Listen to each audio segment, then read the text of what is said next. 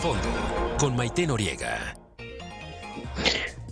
La educación ha sido un instrumento valiosísimo para eliminar las desigualdades en los diferentes países. En el nuestro esto no ha sido posible y parece ser que esta desigualdad se ahondará más todavía con el nuevo proyecto para la educación en tiempos de COVID-19.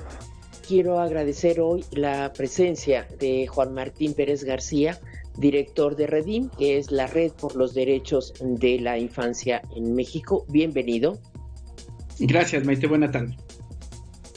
Agradezco a Marco Fernández, investigador de México Evalúa y del TEC de Monterrey. Bienvenido, muchas gracias.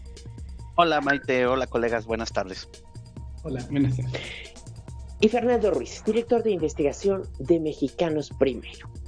¿Cómo estás? Buenas tardes, Maite. Buenas tardes, muchas gracias.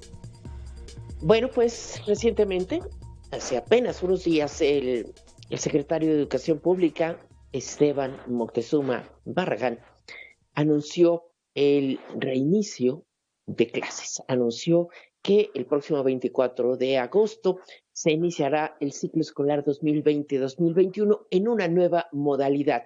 Y para esto convocaron a las principales 4 televisoras de México que también habrán de trabajar con las televisoras públicas, se apoyarán también de la radio donde no exista televisión. ¿Qué opinión, perdón, qué opinión les merece esta propuesta? Pues mira, Mayra, yo desde mi punto de vista creo que, por un lado, hay que reconocer que anunciaron una decisión responsable en el sentido de que hoy las condiciones de sanidad en el país no permiten algún tipo de regreso de manera presencial a las aulas. Lamentablemente, a diferencia de los sistemas educativos en el mundo que están abriendo sus puertas de manera escalonada y con muchas precauciones, pero ya están habiendo clases presenciales, México no puede optar por esa opción porque tenemos las tasas de contagio realmente desbordadas. No hemos hecho el número de pruebas masivas suficientes que se requiere para poder hacer un sistema de rastreo de la pandemia que le permita a las comunidades en las escuelas activar sus protocolos con toda precisión para poder aislar cuando haya algún estudiante, algún docente que esté enfermo, poderlos aislar. Dado eso, pues no les queda más que abrir las clases a la distancia. Y de las 2 opciones de la distancia que se pueden hacer, una a través de este tipo de plataformas, es decir, a través del Internet o apoyándose en la televisión, en la radio, pues dadas las características precisamente de la desigualdad de nuestro país, en donde un número mayoritario de alumnos no tiene acceso al Internet, pues entonces ya nada más te quedó la opción de la televisión, la radio comunitaria y la distribución de materiales impresos en las comunidades particularmente más apartadas. Ahora bien, vendrá, y eso asumo que es lo que platicaremos durante estos minutos, pues una serie de retos para que esta opción pueda hacerse lo mejor posible. Y hasta ahorita vamos 5 ruedas de prensa, incluida la de hace unos momentos, en donde con franqueza hay una serie de dudas que sigue sin responder la autoridad y que preocupan porque eso pueden ser señales amarillas de que no esté bien operado esta estrategia de la televisión como medio de educación a la distancia. Fernando Ruiz, tu opinión. Sí. Coincido con Marco. Creo que estamos ante una decisión que se ubica dentro de lo marco de lo posible. Es decir, la situación es difícil como para iniciar un reinicio de ciclo escolar diferente al que están ofreciendo en este momento la autoridad educativa federal. Considero también que esto se va a ir aclarando porque la falta de definiciones que están incurriendo, es decir, como dice bien Marco, ya llevamos casi una semana en donde no terminan de resolver dudas importantes respecto al diseño que nos están ofreciendo a los niños, que le están ofreciendo a los niños, niñas y jóvenes. Y yo creo que esto puede ser una oportunidad para que escuchen las preocupaciones que la sociedad en estos últimos días están presentando, pero estamos todavía en ese lapso. Gracias, Juan Martín Pérez García, gracias. Sí, gracias. Sí, también creo que digamos, es razonable la decisión de no regresar de manera presencial. Sin embargo, creo que veo con mucha preocupación que no se están atendiendo las recomendaciones internacionales, particularmente de la UNESCO, y de las expertas y expertos. Y algo que es evidente es que pese a que ha insistido en que el cierre de escuelas, el cierre de escuelas y el proceso previo del ciclo anterior dejó una mala sensación porque la idea de no poder aprender ante las dificultades de conectividad, el programa Aprende en Casa, que más allá de la transmisión de contenidos, pues no permitía hacer una recuperación de conocimiento apropiado, y eso dejó malestar, tanto en las familias, los niños, las niñas, los maestros y maestras.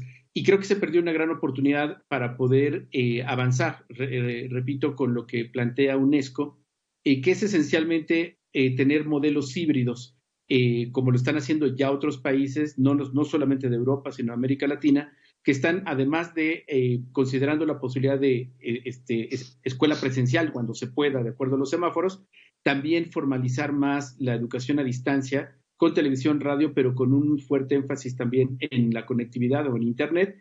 Y algo muy importante, el legislar o permitir el homeschooling, ¿no? La educación en casa, porque eso permitiría también otras modalidades que en nuestro país lamentablemente no se han estimulado. Entonces creo que es insuficiente. Me inquieta muchísimo, se lo hemos planteado ya al subsecretario de Educación, que las evaluaciones que hicieron del cierre pasado fueron bastante alegres. No se está reconociendo a los segmentos de población más excluidos, aquellos que no tienen conectividad, que no tienen la posibilidad de tener un espacio en casa para poder estar frente al televisor. Y bueno, creo que vamos a perder muchísimo en esto, y que antier, precisamente el secretario general de Naciones Unidas, Antonio Guterres, hizo un llamado urgente para evitar una catástrofe educativa, de pérdida incluso, dice, generacional, invirtiendo más recursos que no hay en el caso mexicano, fortaleciendo el tema de conectividad y priorizando a las poblaciones más excluidas.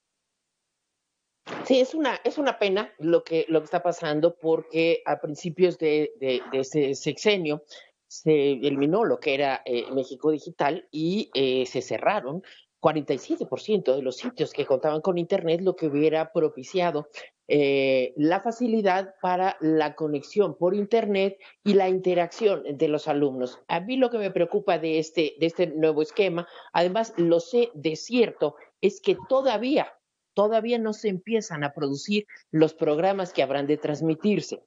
Se van a tener que producir programas para llenar 24 horas y alimentar la plataforma para primaria, secundaria y preparatoria.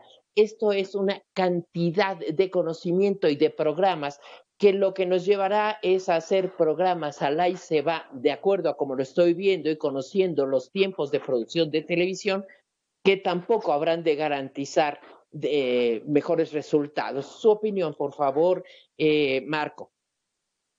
Mira, justo creo que uno de los temas que tocas es fundamental, porque pues estaríamos más tranquilos como mamás, como papás, los propios docentes, si ya hubiera más claridad. Uno, ¿cómo piensan producir estos contenidos?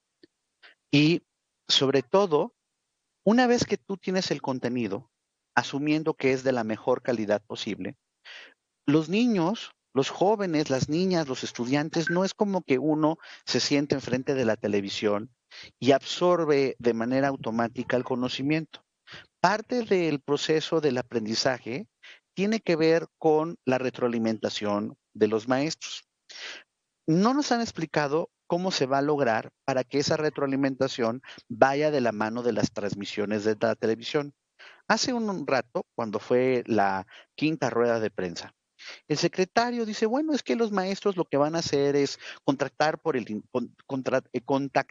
internet, por el celular, incluso pues seguramente en algunas comunidades llevan cartulinas y demás para poder tener contacto con sus alumnos.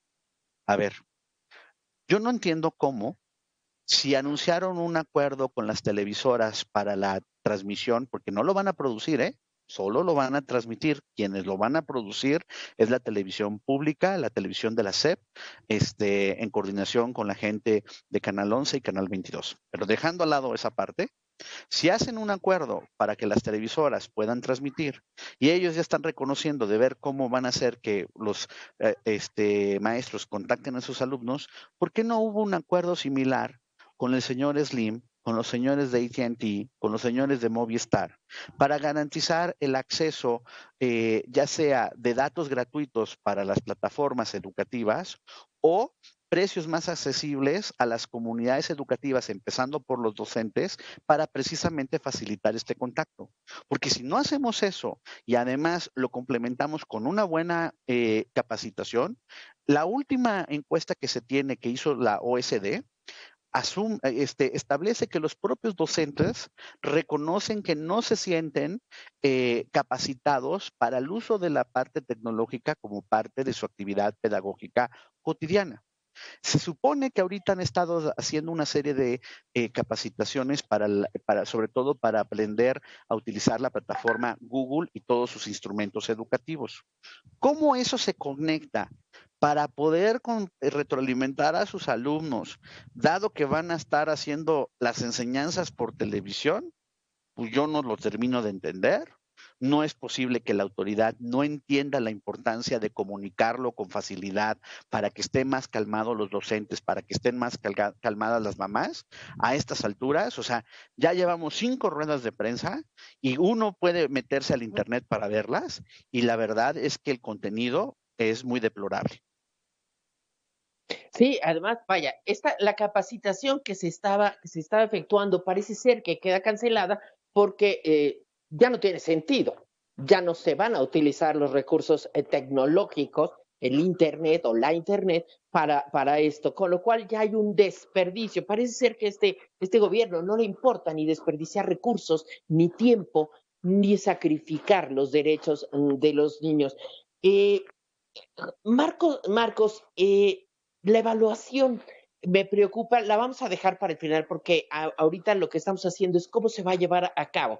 A mí me preocupa que los maestros estén al margen. O sea, aquí los maestros no intervienen, no sabemos quién va a diseñar los, este, los contenidos, pero además las televisoras oficiales no tienen los recursos, tendrán que subcontratar productores y esto va a ser verdaderamente de locos, porque tendremos disparidad en calidades, disparidad en contenidos para las diferentes plataformas. Mira, yo lo que observo, lo que entiendo de estar cuestionando estos puntos con la autoridad es que piensan seleccionar a maestros que han identificado, según ellos no nos han explicado cómo, pero que son los maestros que creen que son más capaces para dar lecciones, por ejemplo, de matemáticas en ciertos grados escolares y demás, y que habrá un conductor de televisión junto con el maestro para preparar la clase y el video. Eso es lo que nos han dicho hasta ahorita. Más detalles yo no tengo idea de cómo lo van a hacer, pero a mí me preocupa porque no es que esté uno de manera crítica tratando de decir, no pueden hacer las cosas, pero esto no puedes tú abrir el sistema educativo, perdónenme la expresión, a la borras, a la y se va. Tú necesitas entender, ok, tienes recursos limitados y no te quedaba de otra. Vamos a hacerlo lo mejor posible. Y lo mejor posible es establecer realmente una ruta, establecer, por ejemplo, a ver, lo más básico. abrimos la puerta a la autocrítica, es decir, ¿qué jaló y qué no jaló de la primera estrategia? No me salgas con que tuviste tantos millones de acceso a la plataforma del Internet y producimos tantas horas de televisión. No, eso no es abrir la puerta a la autocrítica. La autocrítica es decirme, a ver, mira, nos dimos cuenta que estos contenidos sí estaban siendo transmitidos de manera adecuada, lo estaban comprendiendo los alumnos, esto le costó más trabajo, estamos corrigiendo esta parte, vamos a lograr esta estrategia para mejor retroalimentación de los maestros a sus alumnos, etcétera, etcétera, etcétera, de forma tal que además ya tenemos, porque esa parte va ligada, ya tenemos pensado cómo vamos a hacer una primera evaluación que le han llamado diagnóstica, es decir, cómo nos están llegando los chicos a este nuevo ciclo escolar sabiendo que una serie de afectaciones a su aprendizaje y que no aprendieron todo lo que tenían que aprender en el ciclo escolar. Eso es importante para las mamás, para los papás que nos están escuchando, porque así tú puedes saber dónde estás parado y como maestro entonces haces la ruta de cómo voy a ir corrigiendo estos defectos educativos que tienen mis alumnos, que son diferentes de acuerdo a las características de la familia, las características de la escuela y demás. No es como una solución para todos y la misma, ¿no? Y entonces ahora sí, poco a poco voy haciendo lo mejor posible de corregir, más al mismo tiempo enseñar lo que corresponde al nuevo ciclo escolar. Eso De acuerdo. no nos lo han podido explicar y la verdad es frustrante y muy molesto porque hay un punto que yo, ay sí, perdón, lo tengo que poner con toda claridad. Se permiten estas cosas porque ¿dónde estudian sus hijos? ¿Dónde estudian sus nietos? No estudian en los colegios públicos que están sufriendo estas consecuencias. Entonces, pues como sus hijos iban a estar en colegios privados con plataforma de internet, con la retroalimentación y demás, pues entonces no son lo suficientemente sensibles a las omisiones que esto está produciendo en el bienestar educativo de la mayoría de los estudiantes en el país. De acuerdo. Voy a hacer una pausa y regreso para hablar a partir de esto que comentas, de las desigualdades que existen en la educación entre lo público y lo privado, para hablar tanto con Fernando como con Juan Martín. Muchísimas gracias. Regresamos en un par de minutos.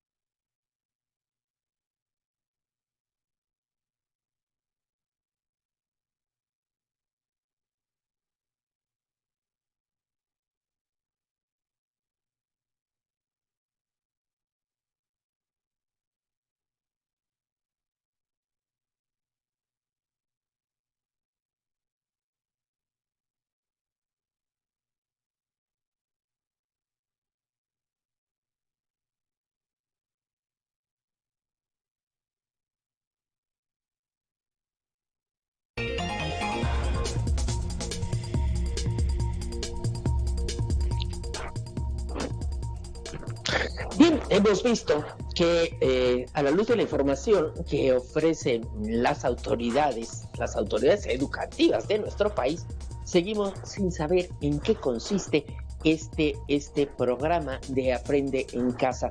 Se habla de programas que habrán, pero todavía no se define y todavía no se producen esos programas.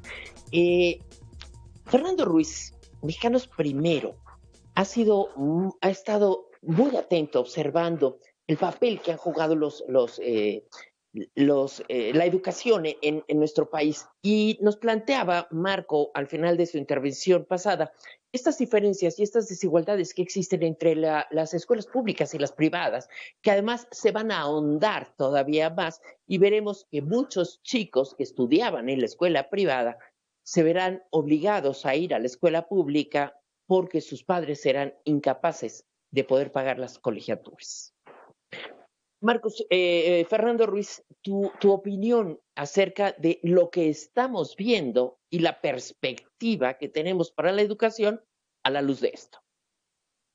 Gracias. Sí, en efecto, hay la situación de crisis educativa que tenemos que definirla de esa forma, porque siento que no están poniendo el dedo en el renglón. Es decir, estamos ante una situación de gran magnitud que está generando muchos riesgos. Dos los han comentado aquí mis compañeros. Estamos ante la situación en donde probablemente el abandono escolar crezca de una forma verdaderamente significativa. Ya de por sí tenemos un problema estructural de abandono de los chicos, sobre todo los jóvenes en secundaria, pero sobre todo en educación media superior, que se va a incrementar a unos niveles que todavía desgraciadamente no los conocemos, pero es muy probable que esto suceda. Una de las vertientes de este problema es el que se está empezando a notar y lo estamos empezando a percibir, que es el caso de los jóvenes que estudian en las escuelas particulares, que están empezando a optar por inscribirse en escuelas públicas.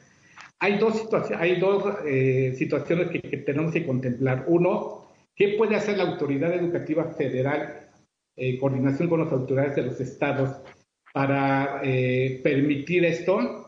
Hay muchas medidas que pueden tomar. Creo que es acertado el hecho de ampliar el plazo para las inscripciones y reinscripciones, porque anteriormente habían planteado que nada más iban a permitir 2 días para este proceso, y ahora lo ampliaron a mucho más tiempo, hasta mediados de septiembre, lo cual me parece que es acertado, pero insuficiente.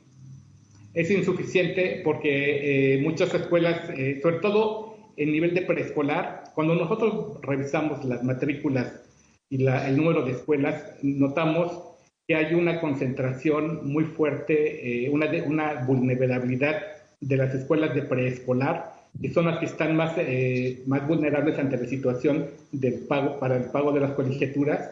Estamos ante un problema que impide, muchos padres están optando por decir, no, yo no voy a mandar a mi hijo a la escuela particular, pero tampoco la escuela pública me representa una opción, o lo pensaría, ¿no? El hecho de que se amplíe el caso de las inscripciones y restricciones creo que sí ayuda, pero no va a solucionar el problema hasta que no se diseñen una serie de medidas que vayan desde los apoyos a las escuelas particulares hasta facilitar los mecanismos de escuela en casa. Hay que recordar que las normas de control escolar prohíben explícitamente que las familias eduquen a los hijos en su casa. Solamente permite esto bajo 2 situaciones. Una es que el niño se inscriba en una escuela particular y luego en esa escuela particular le permita a la familia educar al niño en su casa con la asesoría de un maestro de la escuela. La otra situación es que se pueda evaluar los conocimientos que un niño adquirió en la casa, pero esa es un examen básicamente como de conocimientos. Eso solamente está permitido para una parte de los últimos grados de primaria y los grados de secundaria, que se puede hacer una evaluación y el niño puede acreditar el curso. Pero para los primeros grados de primaria y preescolar, eso no existe y no está permitido. Yo creo que es una oportunidad que tiene la autoridad para no dañar a los niños y jóvenes que por razones, podemos decir, legítimas de las familias, opten por no querer llevarlos a una escuela pública, ¿no? Claro. Ahora, Juan Martín Pérez García, yo pregunto, si no sabemos en qué consiste el Aprende Casa y tardaremos todavía en aprenderlo o en entender en qué consiste, y estamos viendo a lo que nos comenta Fernando, ¿dónde quedan los derechos de los niños? ¿Dónde quedan los derechos de los niños y los adolescentes? Porque en este caso estamos viendo que son vulnerados de manera flagrante porque no se les va a garantizar el derecho a la educación, a lo mejor a una supuesta escolaridad bastante precaria, pero a la educación como tal no tendrán ese derecho estará vulnerado, estará conculcado ese derecho. Sí, efectivamente, Maite, mira, creo que hay que tener presente que ya en 2014 se logró una ley general de derechos de niños, niñas y adolescentes que establece varias cosas. Que establece un sistema nacional de protección integral. Esto significa un mecanismo de coordinación. Es muy preocupante que desde que empezó esta pandemia, el CIPINA, que es este mecanismo de coordinación, ha quedado invisible. No se le ha dado el lugar que corresponde para coordinar la política pública. Y esto ahora es otra oportunidad nuevamente, ya que no se hizo antes, de que se pueda convocar a sesión del CIPINA para que esta definición de cómo será el próximo ciclo escolar, más allá de lo que han anunciado de televisión, en el entendido que podríamos todavía tener tiempo para hacer algunos ajustes, se pueda coordinar con la Secretaría de Salud. Se está perdiendo el seguimiento a la cartilla de vacunación con graves problemas para la niñez si no lo atendemos a tiempo.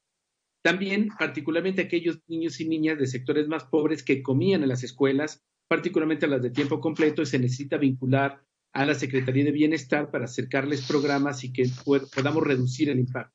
También la Secretaría del Trabajo, porque ahora obviamente no se puede regresar por las condiciones sanitarias, pero ya se está abriendo la economía, algunos sectores de la economía, y están regresando las personas adultas a trabajar y niños y niñas se están quedando solos.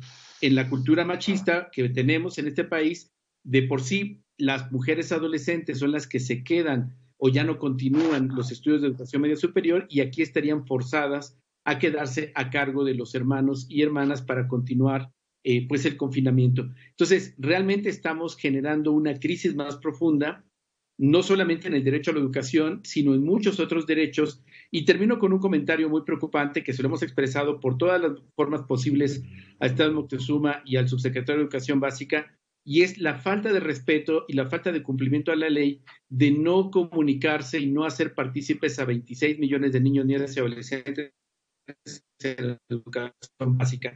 Esto sin referencias, dándole al mundo adulto, al sindicato, a las padres y madres de familia, pero siguen ignorando brutalmente y de manera ofensiva a 26 millones de niños y niñas que son los que están padeciendo esto y no están siendo considerados como lo establece la ley. Creo que, insisto, se ha hecho mal, puede ser una gran crisis, pero quizás todavía estamos a tiempo de corregir y de hacer ajustes. Como reitero, ya lo están haciendo otros países, no es un tema imposible ni requiere tanto recurso, pero sí requiere no ser tan soberbios, escuchar y requiere colocar a niños y niñas en el centro. Fernando Ruiz, una pregunta. ¿Cuál es el papel que van a jugar aquí los maestros? ¿Sabemos algo? Por lo pronto ya sabemos que la CENTE dijo que no se va a reunir con Esteban Moctezuma, que no va y que si acaso hablarán con el presidente. Ya tenemos aquí este frente que siempre ha sido de confrontación, pero ¿qué pasa con el resto de los maestros cuyo papel todavía se desconoce, por lo menos a ciencia cierta? Fernando. Hay dos aspectos que hay que considerar. En los datos que dio la SEP para cierre del ciclo escolar anterior, dio un dato que era preocupante, es decir, decía que el 80% de los maestros se conectaron con los alumnos. Esto quiere decir que el 20% no tuvo ningún contacto con su grupo escolar, lo cual más o menos estamos hablando como cerca de 200,000 maestros que por muchas razones, en algunos casos por la lejanía de su propio centro escolar, en otro caso por las dificultades de conexión que tenían sus alumnos, en otro tanto porque el maestro mismo no vive en la localidad y vive en otra zona muy alejada. Pero esto no se ha solucionado. Este es un aspecto que, si ya lo identificamos, deberíamos tener, por ejemplo, un pronunciamiento claro de la autoridad educativa. Y el segundo aspecto que quiero comentar al respecto es que, en efecto, si no hay un complemento, no hay una definición clara de cuál es el rol, el papel que el docente va a jugar, la educación que va a ofrecer, que se va a ofrecer en estas semanas es mocha. Ya lo comentaba Marco cuando decía que la estrategia Aprende en Casa es un avance, lo celebramos, porque logró ampliar la cobertura para el acceso de los contenidos, pero esta es insuficiente porque los contenidos no son el aprendizaje. Es decir, nosotros le podemos inundar al niño de un montón de cápsulas, pero esto no va a asegurar que el niño aprenda, y entonces el que va a lograr eso es el maestro. Si no explicitamos qué tipo de apoyos vamos a ofrecer para que aquellos maestros que no se conectaron con sus hijos en los meses anteriores lo hagan, si no identificamos cuál fue la razón, yo creo que vamos a seguir dejando a miles y miles de niños sin tener el derecho a la educación. Nosotros estamos proponiendo, tienen que ser cosas muy sencillas, muy prácticas. Es decir, había por ahí el medio más usual para conectarse con sus alumnos era el celular, mandando mensajes. Hay un montón de situaciones más, pero creo que esa era una de las opciones que más utilizaron los maestros, y tan fácil como decirle pagarle a los maestros una tarjeta de tiempo para que por esa vía se conecten con sus alumnos. Y la otra sería que, aprovechando que los libros de textos se van a estar distribuyendo, sí tenemos que asegurar que por lo menos en ese momento de entrega de libros sí puede haber algún tipo de acercamiento y contacto de los maestros con cada uno de sus alumnos. Hay que recordar que el derecho a la educación es individual, es decir, creo que hemos estado abusando mucho de estrategias grupales o de estrategias colectivas que sí atienden a un número significativo de los alumnos, pero siempre dejan al margen y desprotegidos a aquellos que por cualquier razón, llámese el lenguaje indígena, llámese discapacidad, llámese lejanía por ser poblados rurales, son a los últimos que dejamos, y esos es donde se están dando los problemas, y yo no veo mucha claridad al respecto. Marco, yo te pregunto, por ejemplo, estamos viendo que se habla de producir programas para 30 millones de alumnos, pero no todos aprenden de la misma manera. Los de preescolar aprenden de un modo, los de primaria de otro, necesitan otro tipo de contenidos, los de secundaria y los de preparatoria.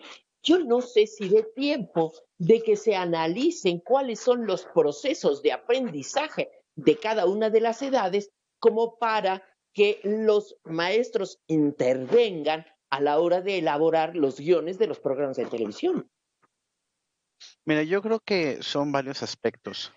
Por un lado, sin duda alguna, dependiendo del grado escolar, las estrategias pedagógicas pues son distintas. No es como la misma estrategia para todos los grados escolares. Eso es un hecho. Pero además hay aspectos que hacen las cosas todavía más complejas. Por ejemplo, lo decía hace ratito Fernando, la propia autoridad ha mencionado en sus estadísticas que reconocen que el 20% de los alumnos no fueron contactados. El 20% de 30 millones son 6 millones de alumnos que por algún motivo no fueron contactados. Y lo que sabemos de los estudios que se han hecho son los primeros que están en peligro de tirar la toalla y abandonar la escuela. Máxime que ahora los problemas académicos están llevando a muchos a sentirse frustrados de que no entienden por qué vale la pena seguir estudiando. Otros se están complicando la situación por la parte de violencia intrafamiliar que está afectando además la parte socioemocional, dado que pues, en muchas familias lamentablemente han sufrido en carne propia enfermedad del COVID. Y a eso se le suma también ahora el tsunami económico que ha llevado a muchas familias a, en el caso de los jóvenes en particular, de tercero de secundaria para arriba, media superior, superior, a abandonar sus estudios para poder lograr ayudar a casa y contribuir buscando un trabajo. Esto complejiza aún más la situación y en ese sentido sí pone al centro, por un lado, tú cómo vas a hacerle para tener el contacto con los alumnos de forma que puedas sacarle el mayor provecho posible a las lecciones que vas a hacer por la televisión y al mismo tiempo hacer ajustes a los programas sociales, sobre todo a las becas que han estado distribuyendo, para que puedan ayudar a contener el problema de mayor abandono escolar que se está produciendo. Y nuevamente, pasa el tiempo y todavía no nos han dicho qué van a hacer. No se vale solo decir, ahorita mientras escuchaba a mis colegas, veía en el Twitter que hace rato la autoridad menciona que el 17 el 17 de agosto nos van a dar a conocer la cartelera de los programas de las primeras semanas que se van a dar. Ok, pero las cosas básicas, oigan, a ver, ¿cómo estamos pensando reajustar nuestros programas sociales para evitar que se contener el abandono escolar? Miren, ya dimos a conocer estos días de cómo va a estar el calendario escolar. Hay días que ya tenemos definidos para la estrategia de capacitación. Estamos pensando mejorar la capacitación para que podamos encontrar la manera de que los profesores mejoren la retroalimentación, etcétera, etcétera, a sus alumnos. Fíjense que ya logramos un acuerdo para bajar por lo menos a todo docente del país tener una cuota especial de internet en el celular que facilite, por ejemplo, la comunicación, el contacto con sus alumnos. Algo así, una ruta de acciones que se vayan hilando para que eso permita que esta estrategia sea más exitosa. Hasta ahorita, insisto, no hemos tenido esos detalles por parte de la autoridad. Y aquí sí también uno dice, bueno, ok, la autoridad federal pues no termina de pintar. Como el país es un crisol y es muy distinto, pues yo quisiera pensar que ya empiezan los secretarios de educación en los estados con sus gobernadores a informar ellos qué van a hacer en sus acciones para poder entrar al reto.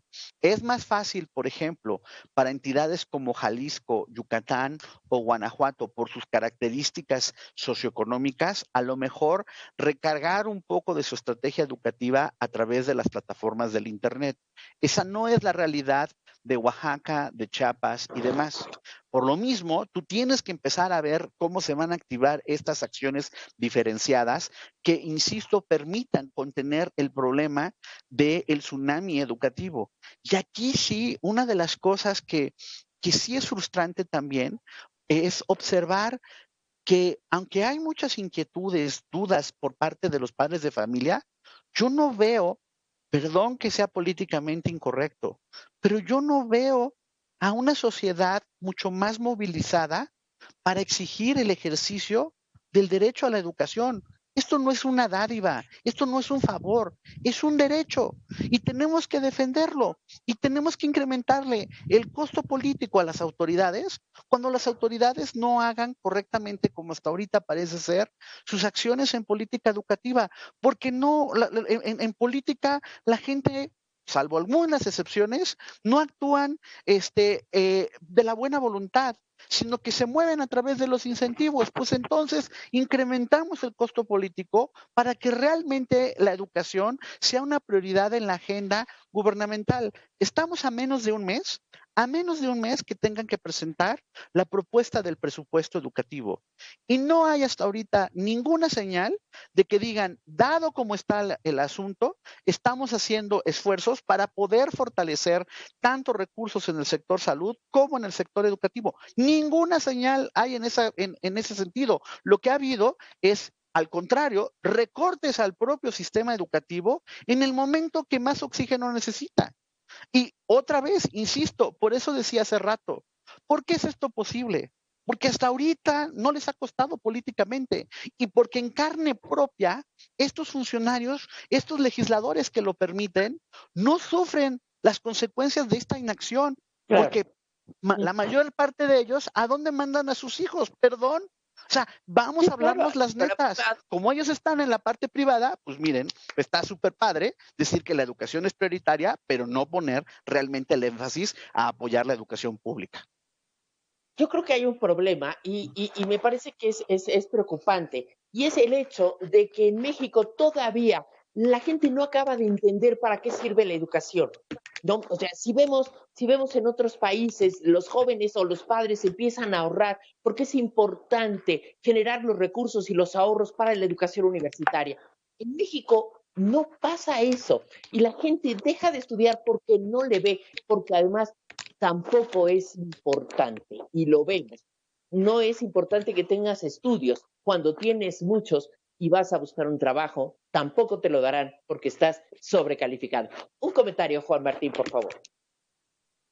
Sí, mira, creo que hay que tener presente que nuestro sistema educativo ya tenía una crisis y ya tenía un atraso. Digamos, somos todavía un sistema educativo analfabeta digital y que además no se han proveído los materiales o los insumos a los maestros y maestras, no solamente en términos de capacitación formal, más allá del cursito que se puede tomar autodidacta sobre una plataforma, y eso es una gran limitación, particularmente entendiendo que niños, niñas y adolescentes de este milenio ya son nativos digitales. Por eso es tan importante, como lo señalamos, que las reformas educativas, tanto la de Peña Nieto como la que hizo Andrés Manuel, en realidad eran acuerdos sindicales y pactos electorales. Nunca tuvieron a niños y niñas ni el derecho a aprender en el centro. Por eso es que seguimos enfrentando y teniendo estas discusiones ahora con mucha preocupación. Otro elemento es que seguimos ignorando la capacidad que tienen niños, niñas y adolescentes para literalmente reconocer que tienen saberes propios. Me permito ironizar y juguetear, ya lo he hecho en varias ocasiones, de que esos aparatos diabólicos que les confiscaban en las escuelas, me refiero a los teléfonos y las tabletas, fueron irónicamente los que salvaron mucho de la comunicación que tuvieron niños y niñas con el sistema educativo. Ahora, la apuesta que están haciendo de regresar a la televisión es una apuesta al pasado. Niños y niñas, adolescentes ya no veían la televisión. Todo estaba a partir de los dispositivos móviles porque además hacia allá es la tendencia global. Creo que en perspectiva tenemos que reconocer nuevamente que si no hacemos un cambio, una ruptura y no atendemos lo que se está planteando en el nivel internacional y regresamos a métodos del pasado, pues lógicamente vamos a profundizar esta crisis y como ya han apuntado mis colegas, vamos a tener una gran pérdida de fundamentalmente personas adolescentes que de por sí cada año 800,000 de ellos y ellas ya no regresaban. Entonces creo que tenemos, insisto, todavía una gran oportunidad de hacerlo. No escucho tristemente ese escenario y me sumo también al malestar con Marco y con Fernando de que no hemos logrado que el gran público, que las personas que están todos los días enfrentando esta dificultad de qué va a pasar con mi hijo y con mi hija, quieran movilizarse y a lo mejor la respuesta también está en lo que decía Marco. Quizás ya no están viendo en el sistema educativo una alternativa de movilidad social, de cambio, y tendremos entonces más comercio informal, más perspectiva de sobrevivencia inmediata y no tanto la apuesta o esa idea de que algún día los estudios pudieran significar una mejor calidad de vida. De acuerdo. Tengo que hacer una pausa, si me informa producción, tengo que hacer una pausa y regreso para hablar muy brevemente de, si no sabemos en qué consiste el proyecto, tampoco sabremos cómo se va a evaluar y después conclusiones.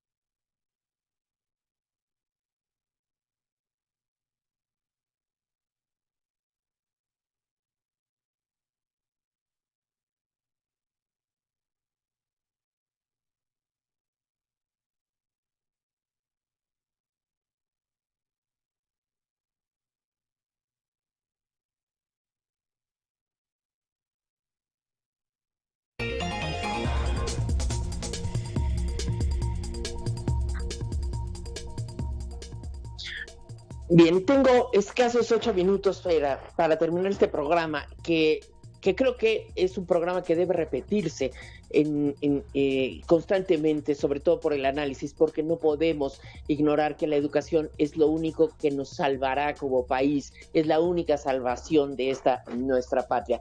Ya lo hablábamos, ya se comentaba, lo comentaban ustedes, que en el pasado ciclo escolar, 80% de los maestros lograron contactar con los alumnos y las evaluaciones son muy alegres. Muy brevemente, me gustaría hablar precisamente de esto. ¿Se ha planteado una evaluación? ¿Será importante, por lo menos para el gobierno? Pues Juan lo Martín. único que han informado, perdón. No, Sí, adelante, por favor, síguele. adelante, Marco. Lo único que han informado, y hoy lo volvió a reiterar el secretario ante esa pregunta, es que las evaluaciones en el caso de educación básica, es decir, de primaria y de secundaria, se van a realizar cada 3 meses. Pero la parte, creo que de inicio, todavía no nos han dicho qué están pensando en términos de cómo haces el diagnóstico, de cómo llegan los chicos al nuevo ciclo escolar que sirva para que los maestros tengan la mejor información posible a través de la cual puedan plantear la ruta, por un lado, de compensar, de ir adquiriendo los conocimientos que no se adquirieron el ciclo escolar anterior y al mismo tiempo poder avanzar en los nuevos conocimientos correspondientes al ciclo escolar 2021. Gracias. Juan Martín, voy contigo. Sí, Sobre las yo creo que evaluaciones. la evaluación tiene que entenderse como un proceso,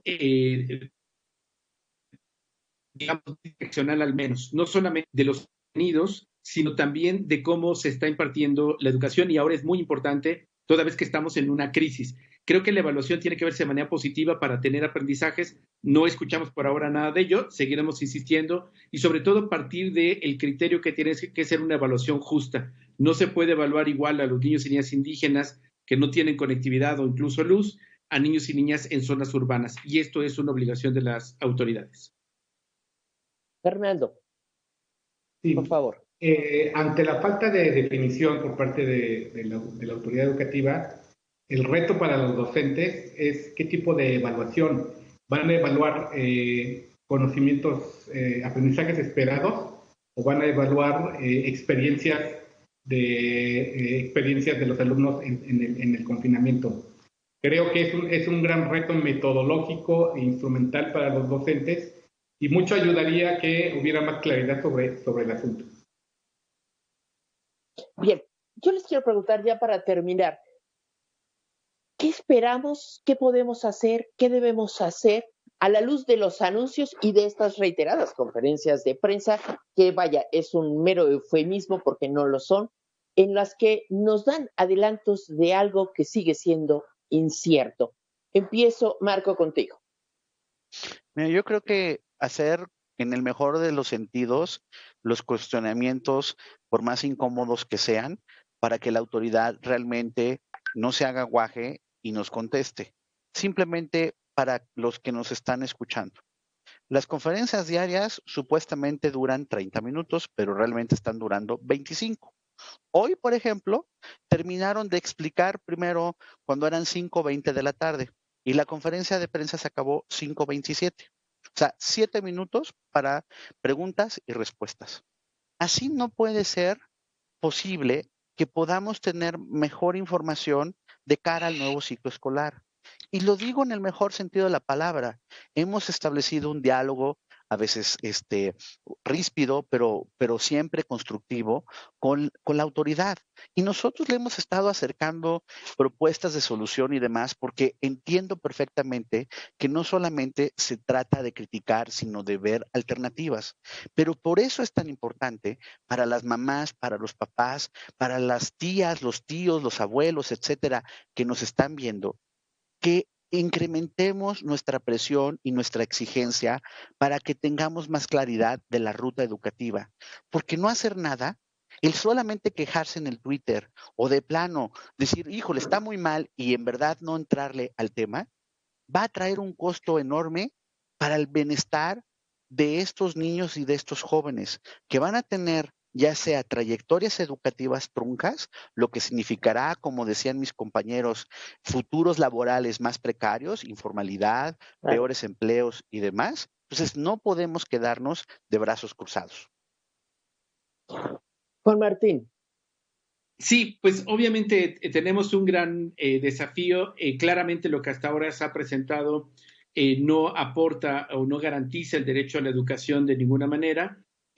Creo que tenemos que seguir movilizando a las y los ciudadanos en el entendido que el derecho a la educación, junto con los otros derechos vinculados, cruza claramente con proyectos de futuro. Lo que no hagamos ahora reduce oportunidades para que niños, niñas y adolescentes puedan imaginar un escenario distinto en su vida, y ya no digamos en la comparativo internacional, porque se regresarán las pruebas comparativas a nivel internacional y quedaremos nuevamente rezagados como hasta ahora. Y creo que sería, además de lamentable, insisto, una afectación directa a los proyectos de futuro de, pues, cuando menos ahora, 30 millones de niños, niñas, adolescentes y personas jóvenes. Fernando, por favor. Yo creo que soy pesimista porque siento que el ofrecimiento que ha hecho la autoridad no va a tener muchos cambios. Estamos teniendo una estrategia educativa que nos está dando una educación mocha, y yo creo que más bien nos tenemos que concentrar o tenemos que solicitarle a los responsables educativos que diseñen una estrategia para contener los efectos que va a tener estas decisiones que están tomando en este momento. Y para eso yo abogo porque se construya un movimiento social para contener el abandono escolar, se diseñe un verdadero sistema de atención a las brechas educativas que se están generando y que se tienen que atender, y que eso no se limite a 3 semanas, sino que sea durante todo el ciclo escolar. Y finalmente, el diseño de una evaluación diagnóstica de aprendizajes estandarizada con una evaluación en aula formativa. Marco Antonio Fernández, muchísimas gracias por haber participado en nuestro programa. Fernando Ruiz, de verdad te lo agradezco enormemente. Juan Martín Pérez García, de verdad fue un placer poder escucharlos a todos, y creo que debemos seguir hablando de educación, debemos seguir pugnando porque se aclare esto y porque se dé precisamente la atención a los niños. Seguimos hablando de alumnos, de seres sin luz, y esto ya no es posible. Los niños, los alumnos no son tal, son seres con derechos, sujetos de derecho, a los cuales tendremos que respetar y tendremos que allanarles el camino para garantizarles un futuro mejor que el que ahora tienen. Gracias nuevamente a todos ustedes. Gracias, muy buena tarde. Gracias, Maite. Pues muy bien. Gusto, colegas. Adiós, Marco. Gracias. Cuídense, colegas. Gracias. Gracias a todos.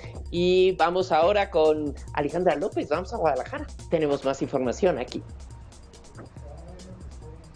Gracias, Maite. Pues sí, efectivamente, la siguiente hora vamos a platicar precisamente sobre el tema que ustedes acaban de dejar, el de la educación en México, los retos a los que se enfrentan los maestros y los padres de familia, lo que se ha dicho también por parte de algunas autoridades, la oferta que se amplía en la Ciudad de México y en Jalisco, pero también vamos a platicar del problema que tiene la directiva del Cruz Azul y claro, de otros temas relevantes como la detención del Marro y el proyecto de reforma a el tema de las pensiones en nuestro país. Vamos a retomar también la experiencia, el testimonio de una persona, un mexicano, allá en Beirut después de las explosiones de hace un par de días. Todo eso y más en la siguiente hora. Gracias, Maite. Gracias por mi parte, es todo. Esto fue A Fondo. Hasta la próxima. Yo lo invito a que me acompañe. Vamos a hacer una pausa. Al regresar de ella le tengo toda la información completa a partir de las 7.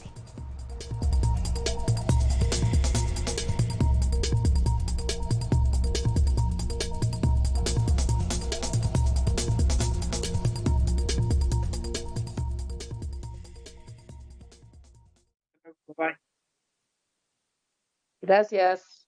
Gracias a ti, Héctor.